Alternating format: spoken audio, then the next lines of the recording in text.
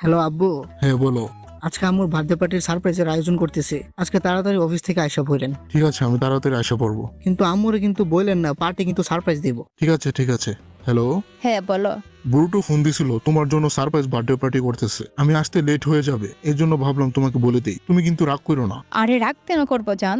আর ওরে কিন্তু বলো না যে আমি তোমার এটা বলে দিছি। আচ্ছা আচ্ছা ঠিক আছে। আরে আব্বু, সারপ্রাইজ বার্থডে পার্টি কোন রুমে করবা বলে দাও, আমি স্পাই করে ফেলি। আপনি কিভাবে জানলেন পার্টির বিষয়ে? তোমার আব্বু বলছে। আরে ওনারে মানা করছিলাম। চলো তাহলে আমি স্পাই করে ফেলি। আর তোমার আব্বুরে বইলো না যে আমি তোমাকে বলে দিয়েছি যে উনি আমাকে বলে দিছে। হ্যালো, আব্বু আমি মানা করছিলাম যে আম্মুকে বললেন না। তোমাকে কে বলছে আমি তোমার আম্মুকে বলে দিছি?